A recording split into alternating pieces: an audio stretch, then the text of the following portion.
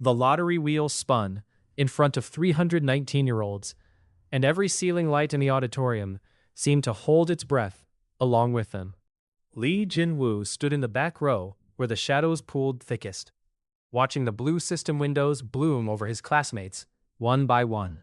A girl 2 seats down screamed with joy when her wheel stopped on a burning sword icon, flame enhancement, C potential, and half the row applauded. A boy near the aisle got a shield rune and pumped his fist like he'd won a championship. The air smelled of nervous sweat and cheap cologne and the ozone tang the system always left behind. That faint electric smell that meant the world was rewriting somebody's future in real time. Jin-woo already knew what his window would say. It had said it a year ago. But awakening tests were mandatory to repeat at university enrollment. Some bureaucratic double-check the Guild Bureau insisted on, so here he was again, standing in line for a verdict that had been handed down long ago. When his turn came, the wheel appeared, spun, and slowed. It didn't land on an icon. It landed on an empty gray slot, and a flat line of text unfurled beneath it. No skill. Awakening null. Status confirmed. Somebody laughed. He didn't turn to see who. The proctor, a tired woman with a clipboard, made a small mark next to his name without looking up. Because she'd already seen this result once, and there was nothing to record that hadn't been recorded.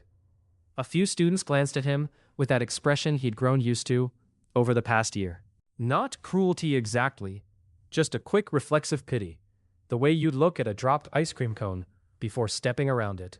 He gathered his cheap backpack and walked out while the wheel kept spinning for the next name. He'd been last at everything for as long as he could remember. Last picked, last paid, last considered. When his father died 5 years ago, a scaffold collapse on a construction site, an accident report that fit on a single page. Jin-woo had learned that the world didn't slow down for people who fell behind. It just kept moving and expected you to catch up or disappear. He'd chosen to catch up, badly, every day, on a delivery bike with a taped-together sole flapping against the pedal.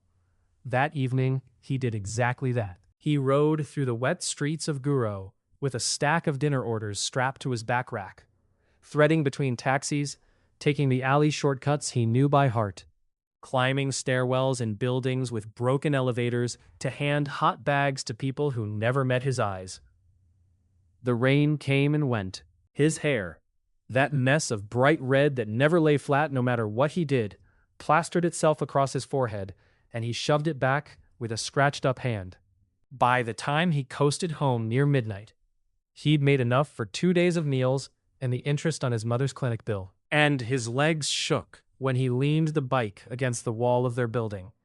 His mother was asleep on the couch, still in her cleaning uniform. One hand curled near the TV remote, where a home shopping channel murmured about discount cookware. He pulled a blanket over her, ate cold rice, standing at the counter, and went to bed without turning on the light. The package came 3 days later. It sat on the front step, in the gray morning drizzle. A battered cardboard box with his name written on it in an old-fashioned hand, the ink slightly smeared. The return label named a sender he'd heard of maybe twice in his life. A great-uncle on his mother's side, a man who'd spent his years collecting old junk from flea markets and estate sales, who had died alone in a rented room the previous month with no one to claim his things but distant relatives filling out forms. Jin-woo's mother had signed something. This, apparently, was the result. He carried it up to the apartment and cut the tape with a kitchen knife.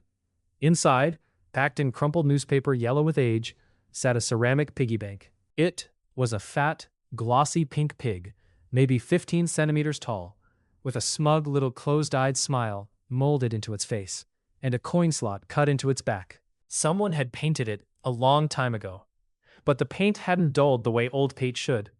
It had a wet shine to it, gold flecks catching the weak light from the window. He turned it over. On the bottom, scratched into the glaze, was a character he half recognized from an economics textbook. The character for greed, except the strokes were wrong somehow, bent in directions the character shouldn't bend, as if someone had copied it from memory in the dark. There was no letter. He shook the box, checked the newspaper, patted the packing down. Nothing but the pig, and when he tilted it, a faint metallic slide and rattle from inside. He worked a single coin out through the slot with his little finger. 10 won. A worn old 10 won coin, the smallest denomination that still technically existed, the kind cashiers waved off and vending machines rejected. He almost laughed. A dead man's inheritance, and it was a piggy bank with pocket lint in it. He set it on the edge of his desk and decided he'd donate it or throw it out. Because there was no room in their apartment for decorations and no money in it for sentiment. He turned to grab his delivery jacket off the hook.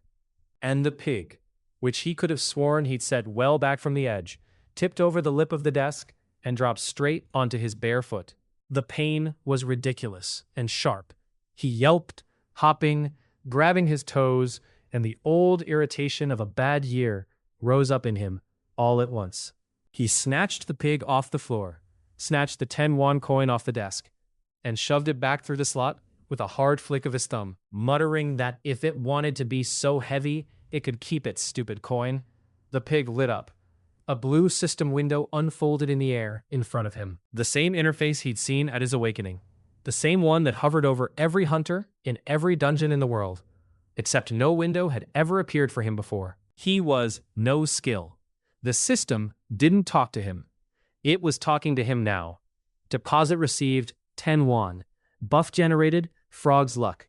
For the next 10 minutes, your minor misfortunes become minor fortunes. Jin-woo read it twice. Then he read the smaller line of text hovering above the pig itself, the appraisal tag that the system stamped on artifacts. The greedy pig. Rank 3 ? He stood, very still, in the middle of his tiny room, holding a pink ceramic pig, staring at 3 ? Where a rank should be. 3 years since the gates opened, and he knew the rank tiers the way every kid his age did. F through S, and above S, so rare it was practically a rumor, the 3 ? Artifacts that showed up in place of a skill, maybe once in 100,000 awakenings. 3 of them had ever been recorded worldwide. His hands, he realized, were shaking a little. He needed to test this before he let himself believe it. He had a shift starting in 40 minutes and no time for miracles, which felt like the most honest reason in the world to find out fast. He pulled his boots on, grabbed his jacket, and clattered down the stairwell with the pig zipped into his chest pocket. And within the next 10 minutes, the buff proved itself in a series of small, absurd mercies. He caught his sleeve on the stair rail and stumbled, and the stumble carried him neatly out of the path of a delivery cart barreling across the lobby. Close enough that he felt the wind of it. He fumbled his phone as he pushed through the front door, and it slipped from his fingers, and landed face up on the folded gym mat someone had propped against the wall, soft as a catch. He rounded the corner just in time to see his usual bus pulling away. Missed it by seconds, felt the familiar sink of another delay. And then the electric sign at the stop flickered and announced the next bus in 1 minute. An off-schedule extra he'd never once seen on this route. 10 minutes of the universe leaning ever so slightly in his favor. And then, precisely on schedule, the feeling faded, and a puddle soaked through the hole in his boot, as if to remind him that normal service had resumed. He spent his lunch break sitting on a curb behind a convenience store, doing math. He fed the pig 100 won coin. The window bloomed. Owl's sight. Night vein. 2 hours. He fed it a 500 won coin, his hand hesitating over the slot, because 500 won was a bottle of water, and he was thirsty. Turtle's hardness. Your skin can withstand 1 D rank blow. Single use. He sat there with the taste of that in his mouth, a skill that could stop a monster's claw. Bought for the price of a drink he was now not going to buy. This was not junk. This was a system living inside the system, and it answered to one thing only: his money. The realization settled into him with a weight that wasn't quite excitement and wasn't quite dread. Every coin he owned was a lottery ticket. Every won he spent on food was a buff he didn't buy. He worked the rest of his shift with the pig against his chest like a second heartbeat. The small gate opened in Guro 4 days after that, in the flooded basement level of an abandoned textile factory, 3 kilometers from Jin-woo's building. He heard about it the way he heard about everything, from the delivery driver's group chat, where somebody posted a blurry photo of the purple crack, pulsing in the dark, and a line of text. F rank. Nobody's clearing it. Easy scraps if you got the guts. F rank gates were the bottom of the barrel. The real guilds didn't bother. The reward cores were worth too little to justify the paperwork. So the low ones got left for street crews. For the neighborhood hunters who scraped by, clearing what the corporations couldn't be paid enough to touch. A crew like that was going in, and they needed a mule. Jin-woo knew two of them by face. Donghyun and his cousin, small-time E-rank guys who ran the Guro Flophouse circuit. And when he asked, they looked at his no-skill registration and laughed, and named a price that was barely worth the bus fare, on the condition that he carry the gear bags and stay out of the way. He agreed. He agreed because he had a piggy bank in his pocket that turned money into miracles, and because a dungeon reward core was money. And he was starting to understand that his entire future ran through that one closed loop. Money bought power, power cleared dungeons, dungeons paid money. Inside, the gate was worse than an F rank had any right to be. The basement stretched further than the building's footprint should have allowed. Dungeons did that. Folded space into pockets that broke the rules of the world outside. And the flooded concrete corridors were thick with slimes and gutter goblins, more than a low gate should spawn. The crew handled it at first, Donghyun's cousin frying clusters of them with a cheap fire skill, while the others cleaned up. But the numbers kept climbing, and then the water at the far end of a corridor heaved, and something came up out of it that shouldn't have been there. It was a goblin, or had been. Now it stood twice the height of the others, its skin split and swollen with grayish tumors of mutated flesh. One arm bloated into a club of bone and muscle. A mutated leader. In an F-rank gate. Somebody swore, somebody else said the word variant, and then the crew broke. They ran. Jin-woo understood it even as it happened. They were E-rank street hunters, not variant clearers, and running was the correct call for people who had skills, but not enough of them. The problem was that the gear bags were strapped across Jin-woo's back and shoulders, and by the time he got them off, the others were already sprinting for the entrance. And the mutated goblin had turned its swollen head toward the one figure left standing in the flooded dark. He was alone with it. He had 1,500 won in his pocket, lunch money, 3 days of careful saving, and a pink ceramic pig that had appeared in his hand without him reaching for it, the way it had a habit of doing when he needed it, warm against his palm like it had been waiting. He looked at the goblin. He looked at the folded bills and coins in his shaking fist. 1,500 won was a meal.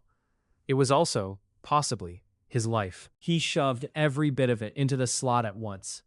The pig blazed brighter than it had for any single coin. And 3 windows opened in a stacked cascade. The sum split into a scatter of random rewards, and Jin-woo read them in the half-second the light lasted. Rabbit speed, plus movement, 5 minutes. Howl of fear. Active skill. Terrify a creature up to E rank. Single use. Hunter's scent. Disguise your presence as a registered hunter. 15 minutes. The goblin charged, dragging its bone club through the standing water in a wave. Jin-woo moved, and his body moved wrong. Faster than his legs knew how to run. The rabbit speed, carrying him sideways in a lurch that had no technique behind it. Just raw velocity, flung at a slippery floor. He caught himself on a rusted support pillar, and the goblin's club smashed into it where his head had been, the concrete cracking, chips stinging his cheek. He was not a fighter. He'd never thrown a punch in his life. What he had was speed his muscles didn't understand, and a monster that expected prey to run in a straight line. So he didn't run straight. He ran in a broken zigzag, ducking behind pillars, letting the goblin's own bulk work against it in the tight flooded corridors. Twice, the club came close enough that the wind of it pushed him off balance. The third time, it clipped his shoulder, and the turtle's hardness he'd bought days ago. The single-use skin, held for exactly 1 blow. The impact that should have shattered his collarbone, rolling off him like a fist off a stone. He felt it burn away as it spent itself. 1 free hit, used.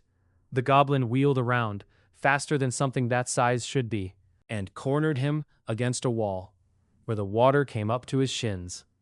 There was nowhere left to zigzag. His speed was fading, the 5 minutes almost gone, and the thing raised its club for a blow. He had nothing left to dodge. He screamed the howl of fear into its face. He didn't know what came out of him. It wasn't a word. It came from somewhere below his throat, dragged up by the skill, a sound with weight and edge to it, and the goblin flinched, its whole body recoiling. The swollen leader instinct in it reading Jin-woo suddenly as something to fear.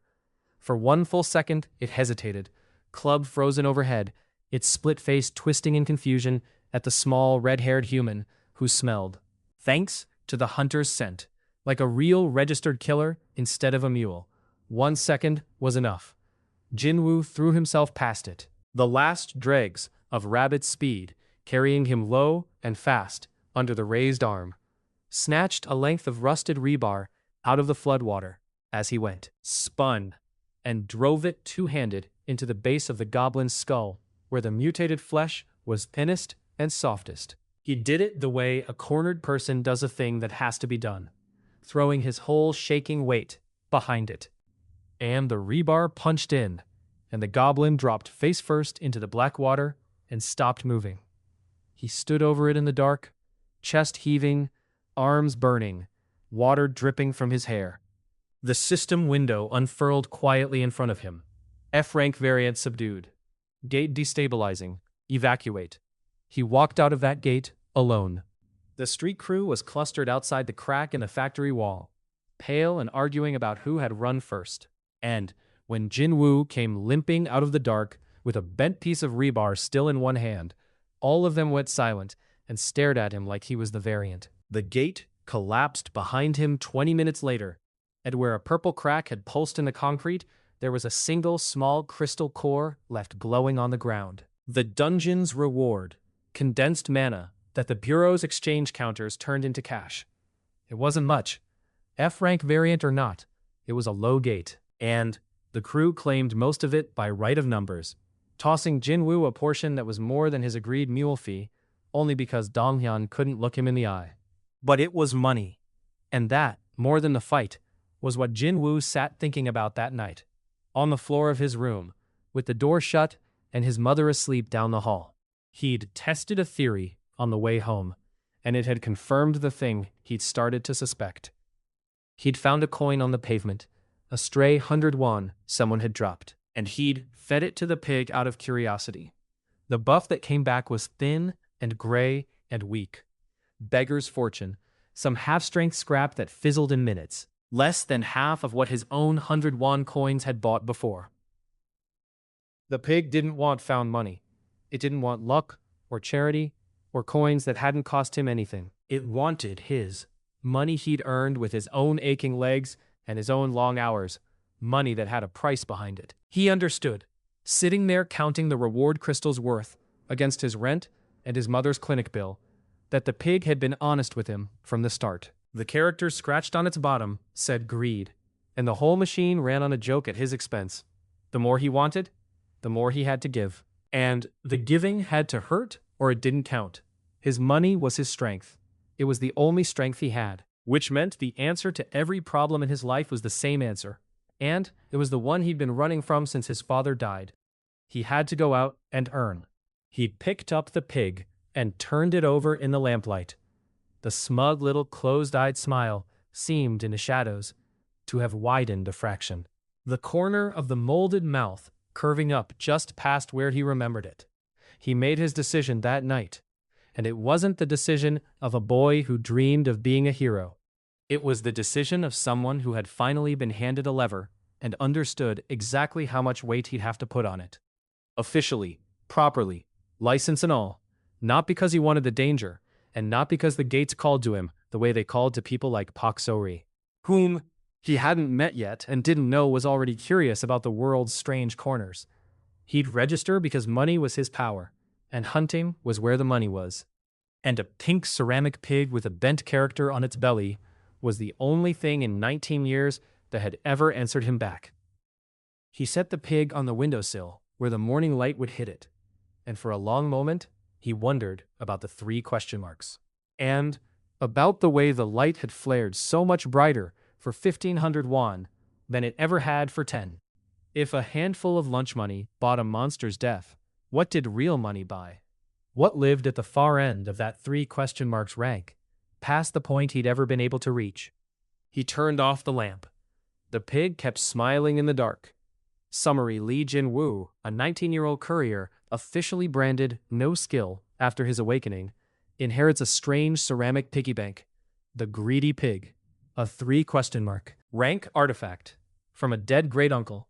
Enraged after it drops on his foot, he shoves a 10 won coin inside and discovers its power. Every deposit of his own earned money generates a random buff, from useless to legendary, with rarity scaling unpredictably to the amount and shifting with his emotional state. After testing it in small ways, Jin-woo is dragged into a low F-rank gate as a gear mule. When the crew flees a mutated variant goblin, he's left alone and spends his entire 1,500 won of lunch money at once, winning a chaotic, hard-fought, unheroic victory through borrowed speed, a fear howl, and a length of rusted rebar. He learns the pig's core rule: only money he's personally earned yields full-strength buffs, and greed or force weakens them. Realizing money is his only path to power, he resolves to register officially as a hunter, left wondering what truly large sums might unlock at the mysterious 3 question mark ceiling. Teaser: Arc 2, The Pig Market. Jin-woo registers as a lowly E rank and starts keeping a ledger of every coin and every buff, hunting for the patterns behind the pig's madness. His survival, where he shouldn't survive, begins to draw eyes, including those of Pak Sori, a sharp B-rank hunter whose analysis skill returns nothing but 3 question marks when aimed at him, an error that gnaws at her until she starts turning up wherever he goes. And when a D-rank gate turns into an ambush, with a traitor in the ranks and a commander down, Jin-woo will empty a month's savings into the slot all at once and find out for the first time what 50,000 won can buy. But visibility has a price, and in the shadows, a well-dressed man from an organization that collects 3 question mark rank artifacts is already watching. The line at the Guild Bureau's registration desk moved the way all government lines moved, which was to say, barely. And Jin-woo had been in it for 2 hours when the clerk finally called his number and looked at his file and did the thing he'd known she would do. She paused. Her eyes flicked from the screen to his face and back, and her mouth made the small tightening that people made when they saw the words "No skill" stamped across an applicant's awakening record. She asked him, in the flat tone of someone reading a script, why exactly he was applying for a hunter's license with a null awakening. Jin-woo told her he'd cleared an F-rank gate and had witnesses, which was technically true, and left out everything that mattered. She informed him that a null awakening didn't disqualify him from registration. The law only required that an applicant survive a supervised gate clearance, but that his rank would be set at the absolute minimum, E, and that this was less a rank than a formality. The number they assigned to people who'd managed to walk into a gate and walk back out without dying. She said it without malice, the way she'd say the weather was gray. Then she printed his license, slid it across the counter, and called the next number before he'd finished picking it up. He held the card in the fluorescent light of the lobby and looked at the little E printed beside his photo, in which his red hair stuck out at 3 wrong angles, and his eyes had the flattened, sleepless look he wore in every photo. An E-rank hunter. The Bureau had a whole floor of people whose job was, in effect, to make sure people like him understood that the letter meant nothing. That it had been granted because he'd had enough stamina to jog to the counter and enough luck to still be breathing. A boy near the elevators, some C rank in a guild jacket, saw the null status on the card as Jin-woo pocketed it and snorted to his friend that they were letting the trash register now. Jin-woo let it slide off him. He'd spent a year being invisible. Being visible enough to insult was almost a promotion. Besides, the boy in the guild jacket didn't know what was zipped into Jin-woo's chest pocket, and Jin-woo had learned in the flooded dark of an F-rank basement that what people didn't know about him was the only real asset he owned. He took the cheapest work the board offered. F-rank clearances. Rearguard support. The jobs the boards listed under escort and cleanup that paid in coins rather than cores. He carried bags again, sometimes. He mopped up slimes, while real hunters handled the front. And every single time he got paid, he did the same private ritual. He set aside what his mother needed, set aside what the rent needed, and then he took whatever was left and he thought about the pig. Because he'd been keeping a ledger. It had started as a way to stop himself from going broke and turned into an obsession. He'd bought a cheap grid notebook from a stationery shop and he wrote down every deposit. The exact amount, the date, his mood at the time, and the buff that came out. He filled a page, then 5, then a dozen, and slowly, in the ugly handwriting of someone who wrote everything on the move, a shape began to emerge from the noise. The pig was random, but it wasn't only random. That was the thing he circled twice in red. There were tendencies underneath the chaos, currents you could feel if you fed it enough times and paid attention. Small coins fed one at a time gave small buffs, almost always. The F-rank scraps, the 10-minute luck, the 2-hour night vision. That much he'd known. But large sums fed all at once raised the ceiling, not the floor. A single big deposit didn't guarantee something rare. He'd once dumped 10,000 won in at once, his whole day's pay, and gotten back a buff that let him smell rain an hour before it fell, which was worth exactly nothing in a gate. But the chance of something powerful climbed with the amount, even as the chance of garbage never quite went away. The system, he wrote in the margin, punishes greed, but rewards it too. It wants you to bet big and laugh at you when you do. And then there was the thing that unsettled him most, because it meant the pig was reading him. His mood changed what came out. When he fed it in a state of stress, heart pounding, a monster 20 meters away, real fear in his throat, the buffs skewed combat. Strength, damage, defense, the aggressive stuff. When he fed it calm, sitting on a curb with nothing threatening him, curious rather than afraid, the buffs skewed utility. Analysis fragments, luck, healing, movement, the tools of survival and scouting. He tested it deliberately over 2 weeks, same amount, 500 won, fed on a quiet afternoon versus fed in the middle of a scrap.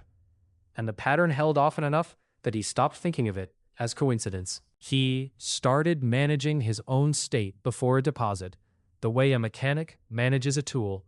Frightened before a fight? Good. The pig would arm him. Calm before a scouting run? Good. It would equip him to see. He got better at being afraid on purpose, which he understood was a strange skill to develop, and stranger still to be good at. Word of him started to move in the low circles. Not his name. Nobody bothered to learn the name of an E-rank null, but a description. Street crews and rear guards talked, the way people who share bad jobs and worse pay always talk. And the talk was that there was a red-haired, no-skill kid working the bottom of the Guro boards who kept coming out of gates he had no business surviving. A cleanup mule who walked out of a variant F-rank, alone. An E-rank who somehow moved faster than an E-rank should, sometimes, in bursts, and then not at all. So they mostly decided he was lying about his rank, or that the crews around him were covering for him. The truth. That a 19-year-old was feeding lunch money to a pink ceramic pig was too stupid for anyone to guess. It reached the ears of someone who couldn't leave a puzzle alone. And that was the beginning of the part of the story where Jin-woo stopped being invisible. Her name was Pak So-ri, and she found him because her skill broke on him. He didn't know any of this at the time. He knew only that, on a job clearing a small F-rank gate on the east side of Guro, a routine sweep, 3 low hunters, and Jin-woo carrying the potion crate. There had been a woman he didn't recognize, B-rank by the quality of her gear, watching from the entrance with her arms crossed and a strange fixed expression on her face. Short, black hair cut to the jaw, thin, metal-framed glasses, a silver ring in one ear, and the kind of posture that made the other hunters straighten up without being told. She wasn't part of the crew.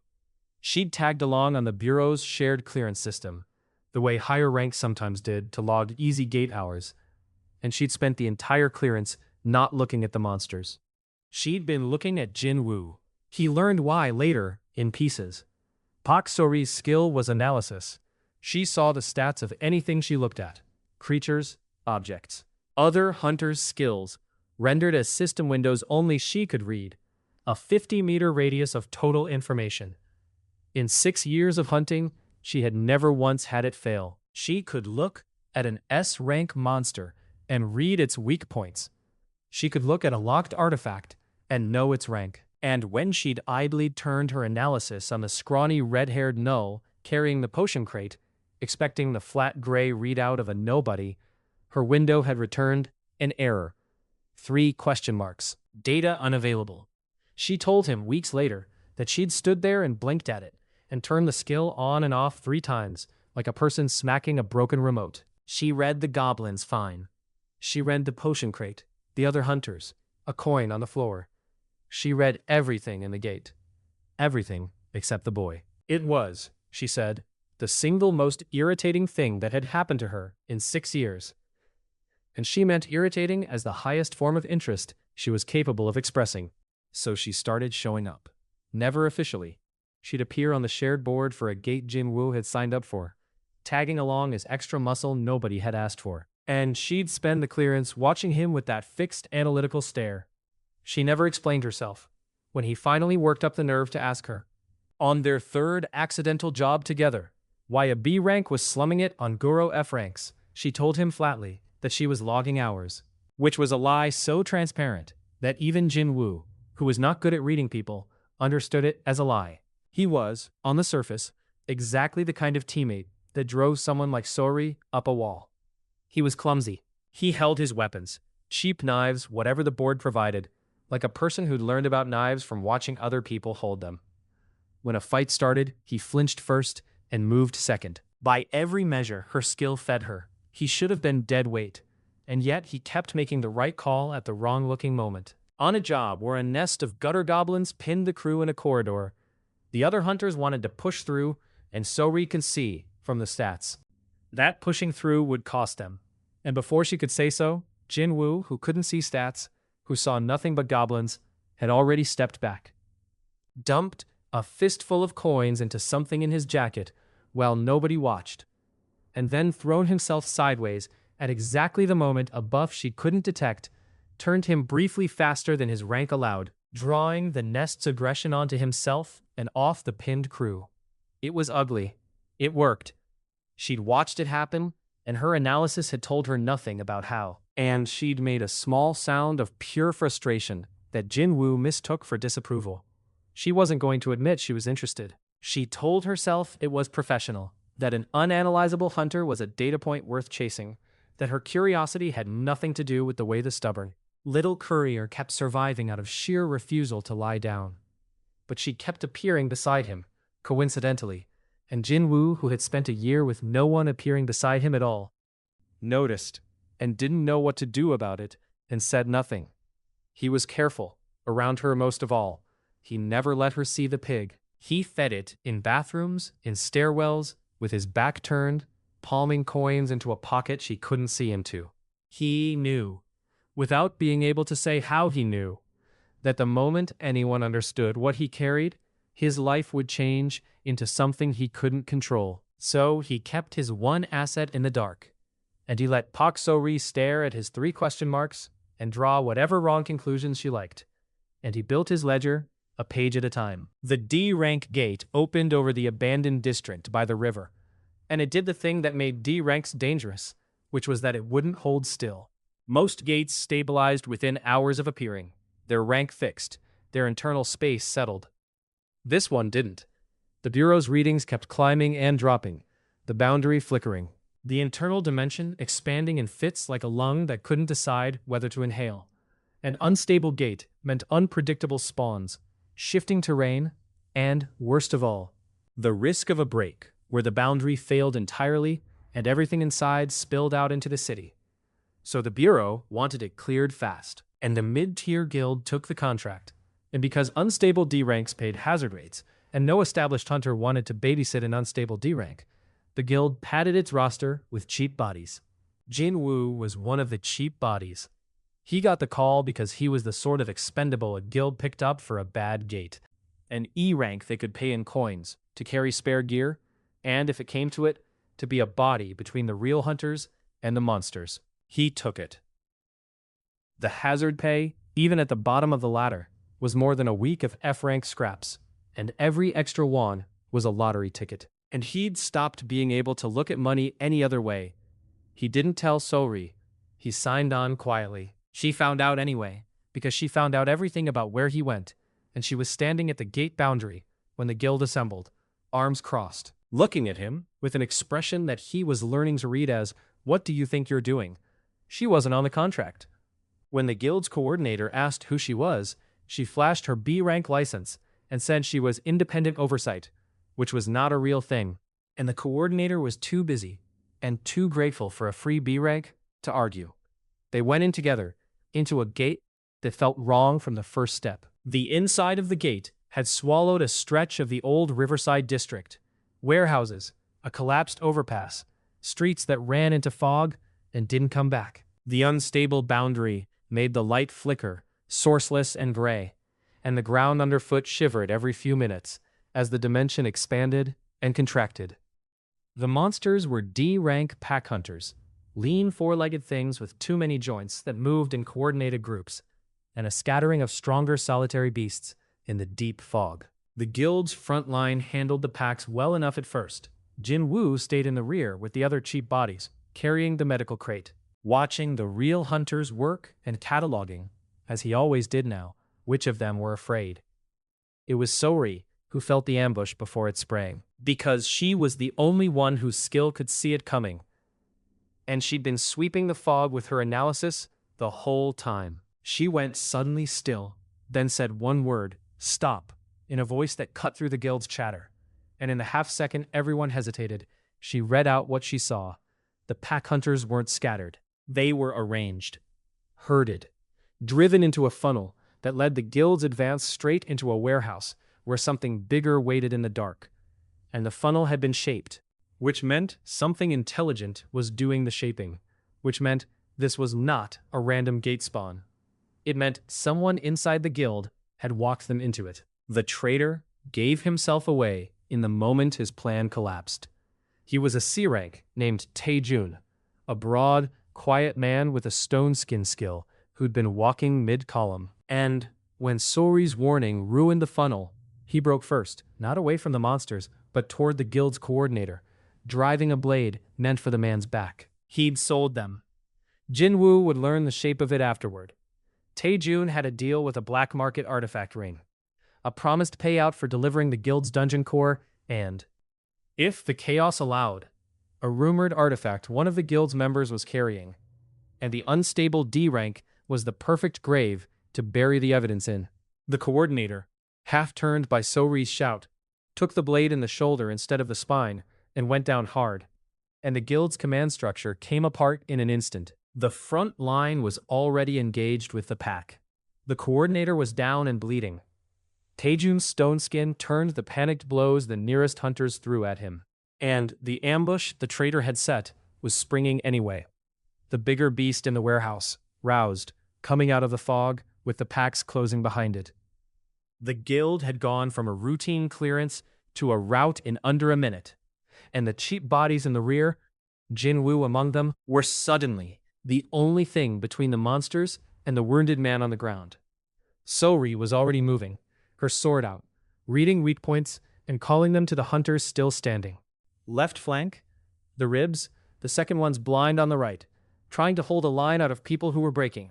She was good, better than good, but she was one B-rank against a coordinated pack and a traitor with stone skin, and Jin-woo could see, in her face, the exact moment she did the math and didn't like the answer. He had 50,000 won in an envelope taped inside his jacket. It was the money he'd been saving toward the down payment on a used delivery bike that didn't have a taped sole. The small dream he let himself have in the back of his mind on the long night rides. He'd carried it into the gate because he carried all his money everywhere now. Because the pig only took his, and his had to be on him. He never fed it that much at once. The largest single deposit in his ledger was 10,000, and it had bought him weather sense and a bruise on his pride. He looked at the coordinator bleeding out. He looked at Sori holding a collapsing line. He looked at Taejun's stone-gray fists breaking through the panicked hunters like they were paper. And he made himself afraid, which took no effort at all, standing where he stood. And he tore the envelope open and crammed all 50,000 won into the slot at once. The pig, cupped in both his hands with his back to the fight, blazed. It lit like nothing he'd ever seen from it. So bright that hunters turned toward the light, even in the middle of dying. And the windows came in a stacked cascade, one after another, 4 of them, each one landing in his vision like a struck bell. Beast's roar, active skill, S-rank terror, 5 seconds, single use. Fighter's body, physical enhancement to C-rank, 3 minutes. Hunter's instinct, sense incoming attacks, 10 minutes. Piggy's fortune, for 1 hour, one fatal event will be converted to non-fatal. Single use. 2 of them things he'd never seen the pig produce. The kind of rare he'd circled with question marks in his ledger and never expected to fill in. The stress had loaded the roll toward combat, exactly as his notes predicted. And the amount had cracked the ceiling wide open. For 3 minutes, the pig had made a courier into something that could fight. He didn't know how to fight. That hadn't changed. What changed was that his body suddenly moved like a C-ranks. The strength, the speed, the density of it, and his instinct, borrowed from a buff, told him a half-second early where every blow was coming from. It was, he'd realize later, the exact combination he needed. So the pig gave him power and foresight, and let the crudest possible tactics work. He used the roar first. Because the pack was the immediate threat, and the roar was S-rank terror, and it was single use, and there would never be a better moment. He turned toward the closing beasts and let it out. And it was nothing like the goblin howl from the F-rank basement. It came out of him with a weight that bent the fog. And every 4-legged thing in the warehouse, locked up in animal panic. The whole coordinated pack scattering in mindless flight. Some of them tripping over each other in the rush to be anywhere else.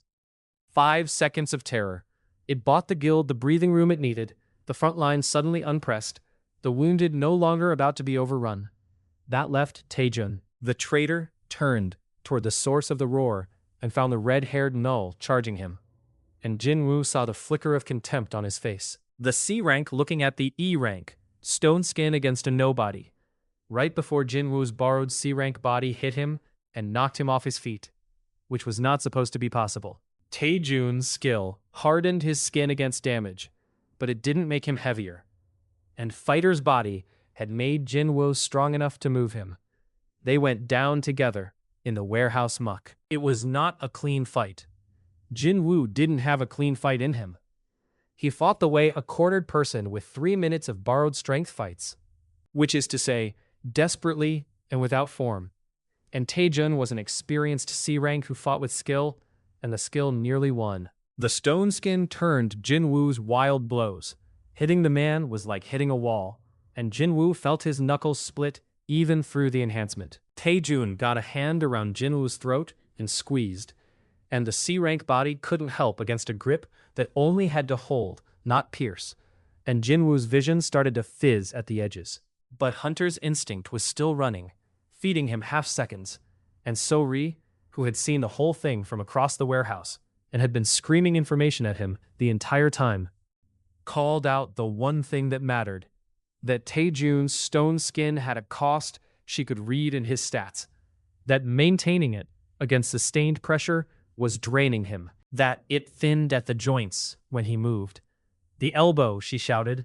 When he squeezes, his elbow, the skin's thin at the elbow. Jin-woo, choking, stopped trying to break the man's stone face and drove his C-rank strength into the joint of the arm that was strangling him.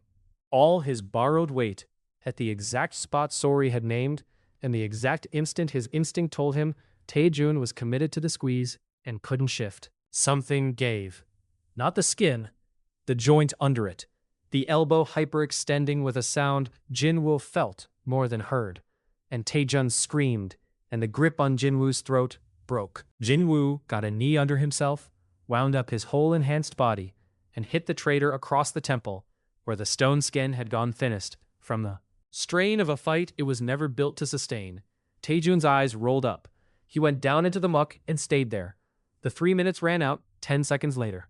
Jin-woo felt the fighter's body drain out of him all at once, the strength going, and he collapsed next to the unconscious traitor with his own true muscles shaking and useless, gasping. His knuckles a ruin, his throat one bruise. He hadn't needed the piggy's fortune. The one fatal event made non-fatal had sat unused in his pocket the whole fight. He thought, dizzily, that he'd survived on the right side of the line without the safety net, which was either luck or the pig's mercy, and he couldn't tell the difference anymore. The guild rallied in the space the roar had bought. The pack, scattered, got picked off. The wounded coordinator lived. And when it was over, and the gate finally sullenly stabilized enough to let them out, Jin-woo was sitting in the muck, with empty pockets. The envelope gone. The 50,000 won spent. The down payment on a bike that didn't exist anymore. And a bent, unconscious traitor beside him, and a B-rank hunter standing over him, with the strangest look on her face.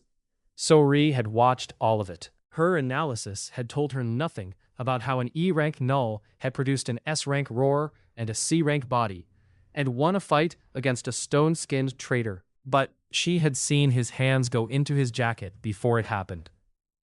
She had seen the light. She was not a stupid woman, and she filed it away. And she didn't say anything yet, and that silence was somehow worse than a question. The footage got out, because footage always got out. The guild's members had helmet cameras, standard issue, and one of the clips, 30 seconds of a red-haired E-rank roaring a monster pack into flight and breaking a traitor's arm, hit the Hunter forums that night, and then the actual news by morning. Nameless E-rank saves guild team in unstable D-rank gate. They didn't have his name. The guild's report listed him as auxiliary personnel, and the clip was too chaotic to read his license. But they had his face, red hair and all, and they had the impossible fact of an E-rank null doing things E-rank nulls couldn't do. And the story caught precisely because nobody could explain it. Within 2 days, a real guild came to Jin-woo with a contract. It was a good offer on paper. Steady salary, better than anything he'd ever made. Enough to move his mother out of the cleaning jobs, enough to fix the bike and pay the clinic and stop counting coins. In exchange, the guild wanted an exclusive. His time, his gates, his activity, all of it routed through them, all of it watched. Reports on his methods. The whole arrangement was built, he understood the moment he read it, around finding out how he did what he did. Because a guild that could reproduce or exploit an unexplainable E-rank was a guild with an edge.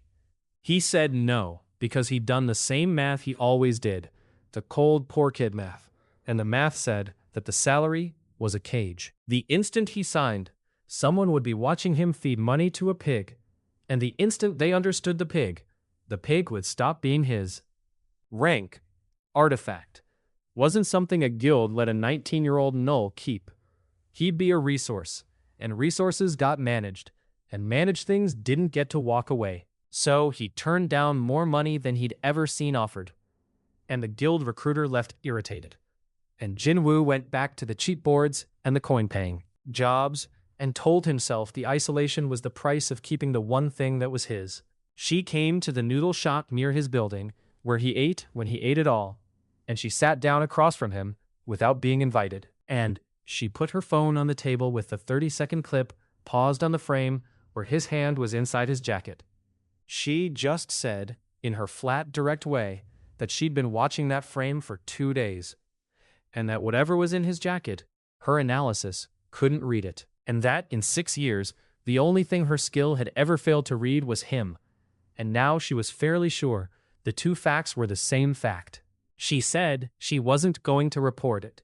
She said she wasn't with a guild and didn't want his money. She said, and this was the part that made Jin-woo set down his chopsticks, that she just needed to know that an unanalyzable thing in the hands of an unanalyzable person was the most interesting problem she'd ever encountered, and that she was going to keep turning up until she understood it.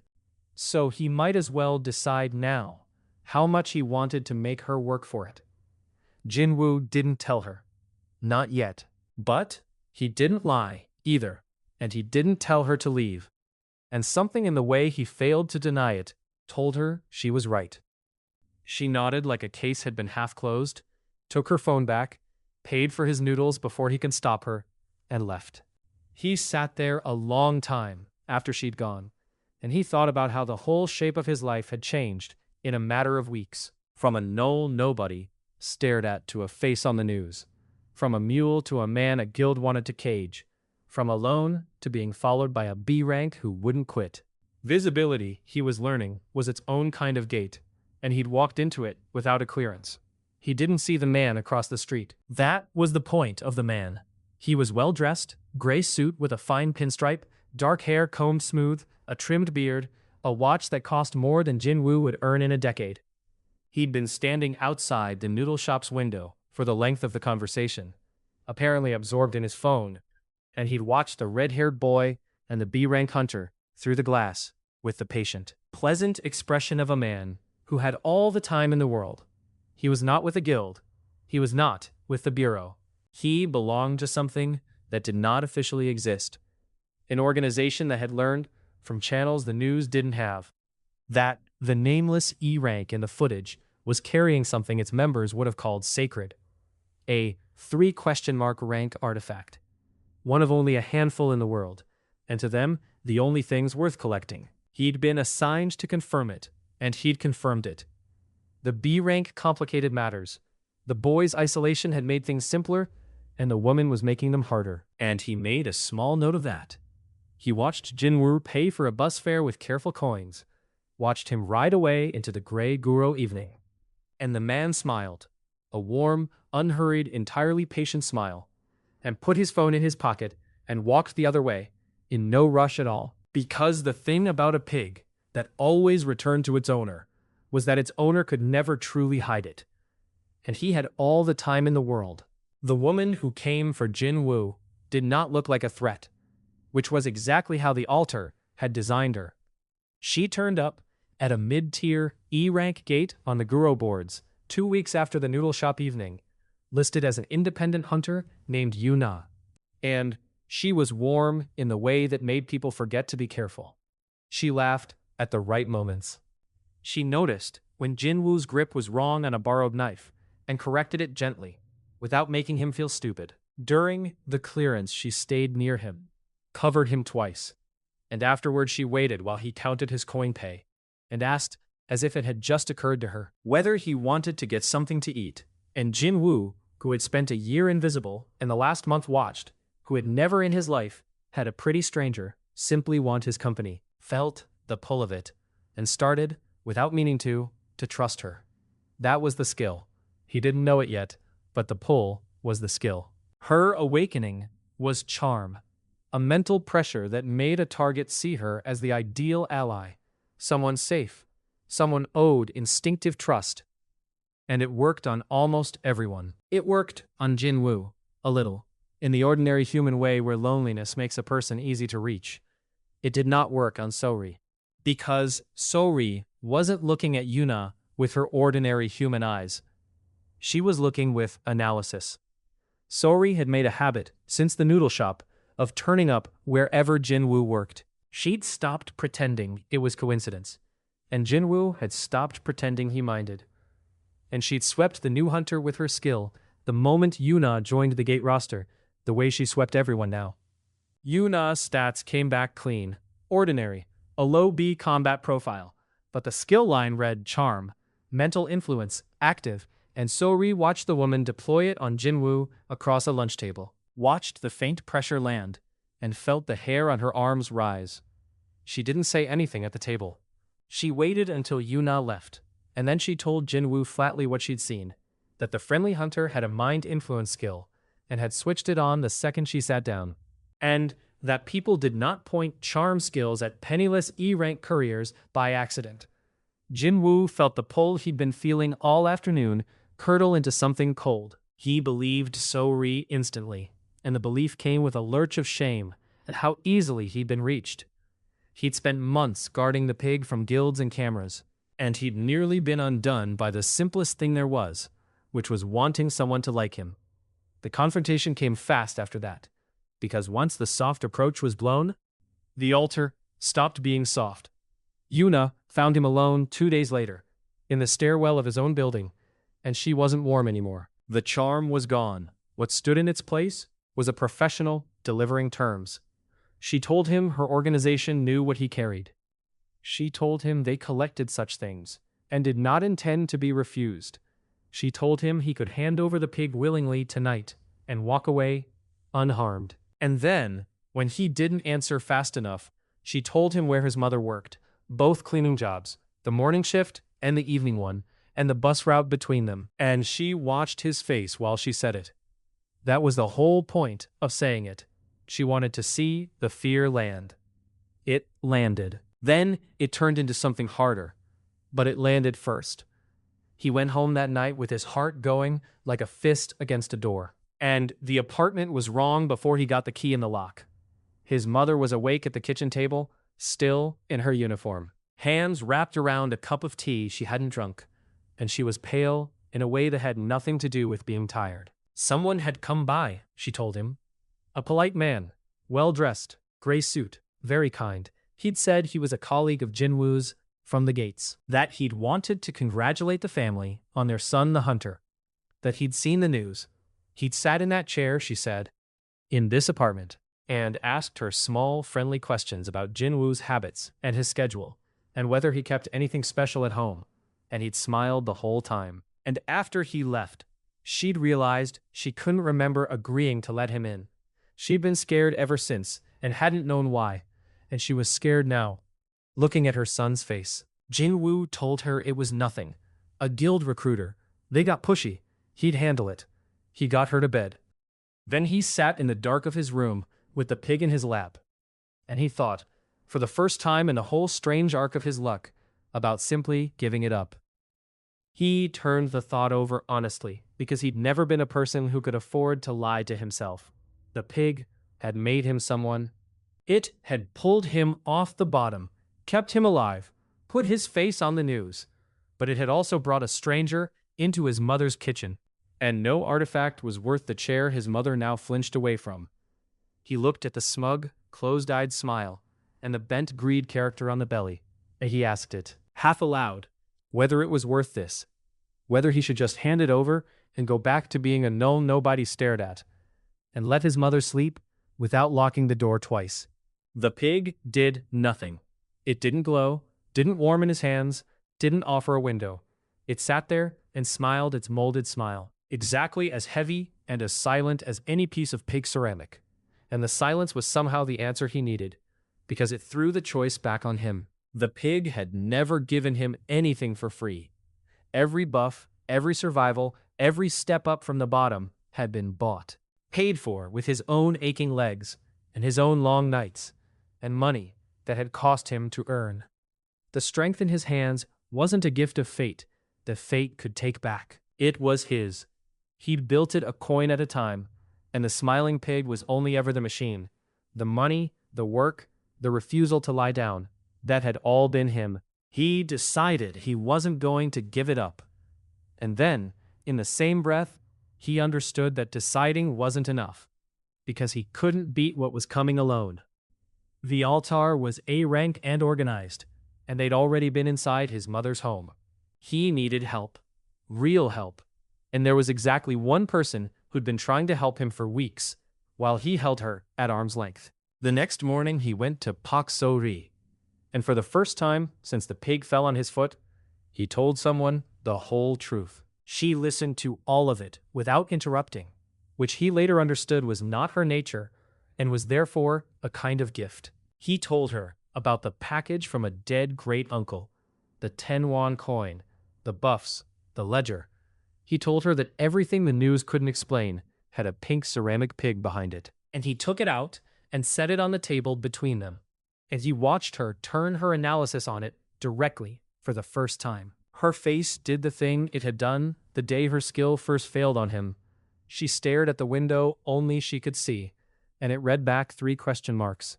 Analysis impossible. Threat level unknown. She was quiet for a full second, which for So-ri was a long time. Then she asked him if he understood that this thing on the table could have been more dangerous than any S-rank monster she'd ever read. An object her skill flatly refused to measure. A rank the world had recorded 3 times in 3 years. He said he understood that now. She looked at him, and she asked, in a tone caught between disbelief and something almost like exasperated fondness, whether he had really just been dropping coins into it. This whole time, like a vending machine. He said, after a pause, that yes, more or less, that was exactly what he'd been doing. She put her face in her hands and exhaled a long, slow breath.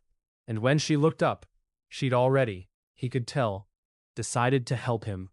And because somewhere in the weeks of coincidental jobs, the professional interest had quietly become something she didn't examine too closely.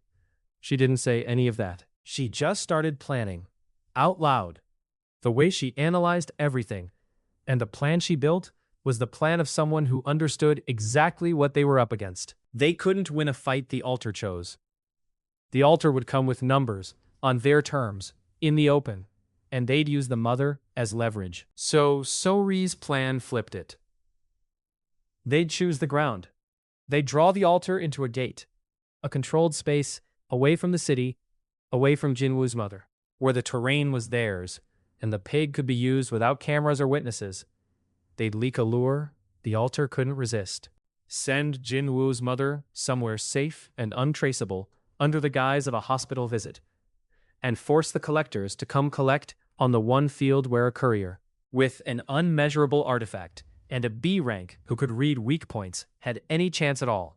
She picked the place herself from the Bureau's gate registry. A stalled C rank gate on the far edge of the city, in a stretch of old subway that the gates had swallowed years ago and never fully digested. Abandoned. Off the boards. Rusted rails and columns of crystallized mana and long sightlines broken by pillars. An underground maze with only a few ways in. A place, she said, that was easy to control if you got there first and knew where the choke points were.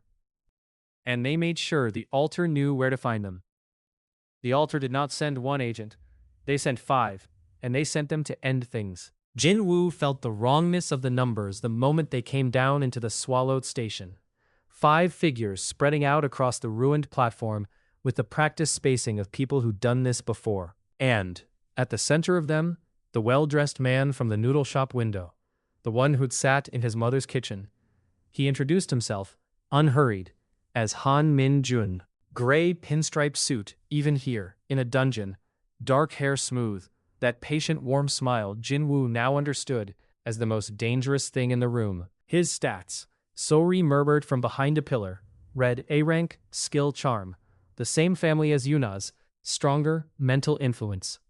The other 4 were B rank muscle, and Yuna herself was among them, no longer bothering to be warm. Min-jun did the thing manipulators do, which was talk. He told Jin-woo he bore him no ill will. He told him the pig was a key, that the altar understood things about the gates, that guilds and bureaus were too small to grasp, that a 19-year-old courier had no business being the custodian of something sacred. He told him it wasn't too late to hand it over and go home to his mother. And the whole time he talked, Jin-woo felt the soft edge of the charm skill pressing at him, trying to make Min-jun into someone reasonable, someone to be trusted, someone you'd want to agree with. It slid off him. It slid off him because the pig was a 3 question mark rank artifact, and the file the altar kept on such things noted correctly that they granted their owners resistance to exactly this kind of mental influence, the same reason Sori's analysis had always failed on him. Min-jun's charm, which had melted 100 harder men, found nothing in Jin-woo to grip. And Jin-woo, standing on the rusted platform with his mother safe and his one asset in his jacket, told the collector no, and meant it all the way down. The talking stopped. The fight began. Sori had drawn the ground for exactly this, and the first thing she did was make the altar's numbers work against them. The subway station was long and narrow, and the platform's support pillars broke it into a corridor of choke points, where 5 hunters couldn't bring their full weight at once. She'd placed herself high, on a collapsed section of the upper concourse, where her 50-meter analysis covered the whole battlefield. And from there, she ran the fight the way a conductor runs an orchestra, reading every attack, every skill's cooldown, every weak point, and calling it all to Jin-woo in a running stream. 2 on your left. The near one's a fire type. He can't turn fast. Yuna's flanking the pillar behind you. The big one hardens up, but it's slow. Wait for him to commit. She couldn't win the fight herself against an A rank and 4 B ranks. What she could do was make Jin-woo, who couldn't see any of it, fight as though he could. Because Jin-woo had money, more than he'd ever held. He'd sold everything. The laptop he did his coursework on, gone. His father's watch, the one thing of his father's he had left, gone. Sold to a pawn shop by the river, with his jaw tight the whole transaction. The delivery bike, his livelihood, the thing his legs knew better than his own apartment. Sold to another courier for cash. He'd stripped his life down to bills, because the pig only took his money and it scaled with the amount, and he was going to need every won of it to survive what he'd walked into. 200,000 won, folded into a thick envelope taped against his ribs. More than 3 times the 50,000 that had once bought him an S-rank roar and a C-rank body. He'd never gone this high. His ledger, largest confirmed entry, was 50,000. Above 200,000, his notes just said, untested, 3 question marks territory. That was the discipline the ledger had taught him. The pig punished raw greed, and a single massive deposit was a single roll of the dice on a fight that would last minutes. So he fed it in deliberate pieces, managing his own state as he went, spending fear when he needed weapons, and forcing calm when he needed to see. Turning himself, coin by coin, into the closest thing to a real hunter he could buy. The first deposit, made in a spike of fear as 2 B ranks rushed his pillar. 30,000 won, and the pig lit and gave him iron frame, physical enhancement to C rank, 4 minutes, and reflex sight. Read attacks a half second early, 6 minutes. He met the 2 of them with borrowed strength and Sori's voice in his ear, and it was ugly and desperate, and it held. He couldn't outfight them on technique. He outlasted them on foresight. Every blow they threw, he knew a half second early from reflex sight, and confirmed a half second earlier still from Sori's calls. And a person who knows exactly where every strike is going can survive fighters far better than himself. He took hits. He gave worse ones. He put the fire type down against a pillar with a chunk of fallen rail, the way he'd once put down a goblin. Because crude weapons and desperate leverage were the only fighting he knew, and the buffs made his crudeness enough. The iron frame ran out, and he fed the pig again. 20,000. Calm this time. Forced calm. Kneeling behind cover with his eyes shut for one breath, because Sori needed a picture of the whole floor, and calm bought utility. Owl sight, again, and better. Mana trace. See the enemy's skill activations light up an instant before they fire. Now he could see the charm coming. See the hardening skills bloom. See Yuna's positioning skill flare before she moved. He fed the picture back to Sori, and Sori fed it back to him, refined. And the 2 of them, the null courier and the B rank who couldn't read him, became for a few minutes a single fighting thing that punched far above either of their ranks. They dropped 3 of the 5 that way. Yuna went down when she overcommitted on a flank Sori had called 2 seconds before it happened. Walking straight into a length of rail, Jin-woo swung with C-rank strength. The 2 remaining B ranks broke against the choke points, unable to bring numbers to bear, worn down by a defender who somehow always knew where they'd be. That left Minjun, and Minjun had been watching the whole time, patient, unhurried, letting his muscle spend itself, learning how the trick worked. The A rank did not rush. He walked down the platform through the wreckage of his own team with the same warm smile, and he'd understood by now the shape of what he was fighting. He'd seen the boy's hand go to his ribs before each surge of impossible strength. He'd seen the light. He knew, more or less, that the money was the fuel, and he made the correct read. He didn't need to beat the boy. He needed to make the boy run out. So he fought to drain the clock. His A-rank speed and skill let him press Jin-woo hard, forcing him to burn buff after buff just to survive. And Jin-woo felt the envelope against his ribs getting thin. 30,000. Gone. 20. Another 20 forced out just to stand against an A-rank's opening exchange. The iron frame he bought lasted 4 minutes, and Min-jun spent 3 of them, refusing to fully commit. Circling, testing, wearing the buff down to nothing, and then striking when Jin-woo's borrowed strength guttered out. The strategy was working. Jin-woo had maybe 80,000 won left, and an A-rank who was in no hurry. And the math, his math, the cold poor kid math, said he was going to lose it. Because you cannot outspend a man who's decided to wait for your wallet to empty. Sori saw it too, in the stats, and her voice in his ear changed. She stopped calling individual attacks and told him the only thing that mattered, that Min-jun wasn't trying to kill him, he was trying to bankrupt him. And that the moment Jin-woo's money ran out, the A-rank would finish it in a single exchange, and that a slow fight was a losing fight. He couldn't win by lasting. He had to win now, while he still had something to bet, in one deposit big enough to break the pattern the pig had taught him. Because the ledger said large sums cracked the ceiling, opened the door to the rare things, the 3 question marks territory he never dared reach.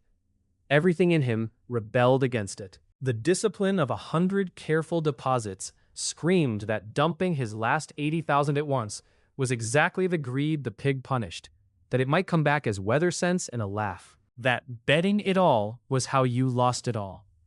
But Sodi was right, and the clock was right, and he'd sold his father's watch, and his bike, and his laptop, to be standing here. And he'd already decided in his mother's dark kitchen that this thing was his, bought and paid for. If the pig ran on greed, then he would outgreed it. He would bet everything, the way it had always dared him to, and find out at last what lived at the end of the 3 question marks. He tore the envelope open under Min-jun's next strike, took the blow across the ribs on borrowed hardness that shattered under it, felt something crack, went to one knee, and crammed the last 80,000 won into the slot in a fist. The pig went white. It didn't glow. It burned. A light that filled the whole swallowed station, washed the rusted rails and crystal columns bone pale, threw Min-jun's shadow long across the platform. The system windows didn't cascade one at a time this time. They opened all at once, a wall of them, more than Jin-woo could read. And above them all, a line of text he had never seen the pig produce in 100 deposits. Deposit, 80,000 won. Total session wager, 200,000 won. Threshold reached. The greedy pig acknowledges the gambler. And then, beneath it, one buff, in place of the wall of small ones. The pig had taken the whole scattered roll and spent it on a single thing, the pig's favor. For 90 seconds, the odds bend toward the one who bet everything. Enhancement scales to your total wager. All fortune is yours. All misfortune is his. Jin-woo didn't fully understand the words. He understood, when he stood up, that the cracked rib didn't hurt anymore, and his body felt like nothing he'd ever borrowed. Not C-rank. Not the careful increments the pig doled out for careful money, but something that made the A-rank in front of him look, for the first time, uncertain. He understood it when Min-jun struck at him with A-rank speed and missed, the blow going wide by a hand's breadth for no reason either of them could see, the odds bending. He understood it when he moved, and every rusted thing on the floor seemed to fall right for his hand. When a chunk of ceiling came loose at the exact moment it inconvenienced Min-jun and not him. When the fight stopped being technique against technique and became a man fighting the physics of the room itself, turning against him. For 90 seconds, Jin-woo, who still could not fight, who had never learned, whose whole style was desperation and leverage and a length of rail, could not lose, because the pig had converted 200,000 won of his sold life into pure bent luck. Every clumsy swing he threw landed. Every perfect strike Min-jun threw slid off or fell short. Sori above called the weak points and the openings. And now, every opening she named simply worked, because the odds were his. Min-jun's charm flared. Mana Trace lit it up, Sori named it, and it broke on Jin-woo's resistance like water on stone. The A-rank's confidence cracked, then his composure, and for the first time the patient smile was gone, and there was something like fear on the collector's face. The look of a man who has finally met an artifact he doesn't understand and is on the wrong side of it.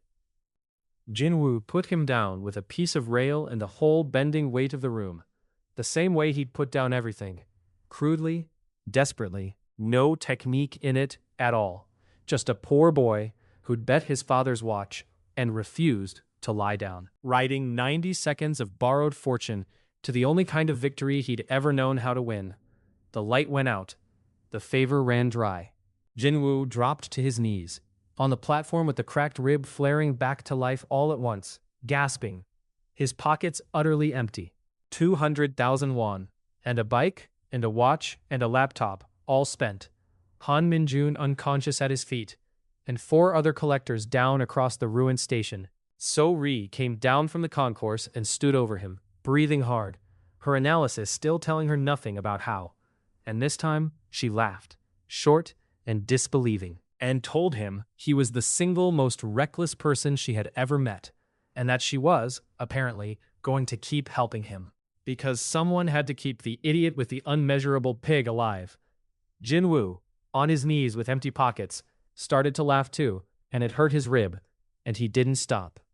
They left the altar's people bound for the Bureau's response team, and they walked out of the swallowed station into a gray dawn. And Jin-woo's mother was safe, and his enemies were down. And the pig was warm in his jacket, smiling its smug, molded smile. He should have felt like he'd won. He mostly did, but he was a person who read things carefully now, and there had been a line in that final wall of windows that he kept turning over as they climbed toward the light, the line that had appeared above all the others, that he'd only half registered in the white blaze of the fight. He pulled the pig out on the stairs and looked at it. And the appraisal tag was still there, still 3 question marks. But the system had said something new. The greedy pig acknowledges the gambler. It had never acknowledged him before.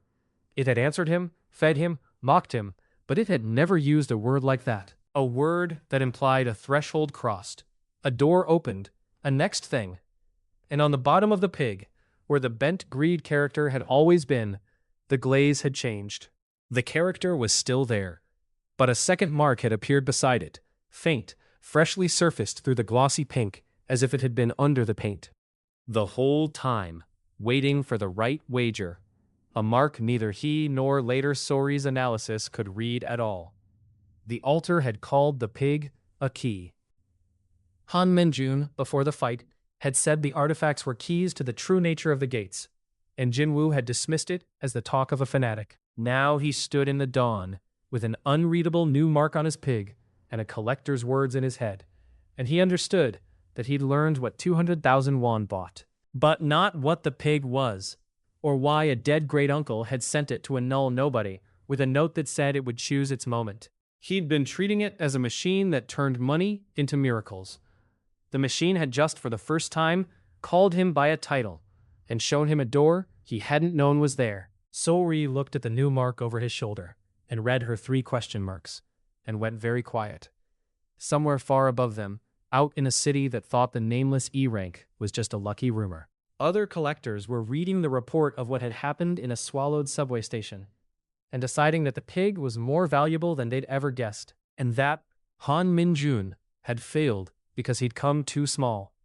Jin-woo zipped the pig back into his jacket, took his empty wallet out, looked at it, and started, despite everything, to plan how he'd earn the next coin, because the pig ran on his money, and there was clearly a great deal more of the pig left to find. And he had always been someone who caught up the hard way. Summary: the altar makes its move on the greedy pig. First soft, an agent named Yuna uses a charm skill to slip into Jin-woo's trust, until So-ri's analysis exposes the mental influence and the approach collapses. Then, hard. The altar's lead agent, the patient A-rank Han Min-jun, visits Jin-woo's mother at home and threatens the family. Cornered, Jin-woo considers surrendering the pig, but its silence throws the choice back on him, and he realizes every scrap of his strength was bought with his own labor and is truly his. He finally tells So-ri everything and shows her the pig, and together they set a trap, lure the altar into a controlled, abandoned C-rank gate, a swallowed subway station, on their terms. Having sold his laptop, his father's watch, and his delivery bike, Jin-woo brings 200,000 won, 3 times his largest previous deposit. In the battle, So-rai runs the fight from above with analysis, while Jin-woo spends money in disciplined pieces, managing his emotional state to buy exactly the combat and utility buffs he needs. And they defeat 4 of the 5 collectors. Min-jun, understanding the money as the fuel, fights to bankrupt him, until So-ri warns Jin-woo he must win now. Betting his last 80,000 at once, Jin-woo crosses a hidden threshold. The pig acknowledges the gambler and grants the pig's favor. 90 seconds, where all fortune bends to the one who wagered everything. He rides the bent luck to defeat the A rank. Afterward, a new, unreadable mark surfaces on the pig's belly, and the system's word acknowledges, combined with the altar's belief that the artifacts are keys to the gate's true nature, reveals that Jin-woo has learned what his money buys, but not what the pig truly is. Other collectors, learning of the failure, decide the pig is worth far more than they thought.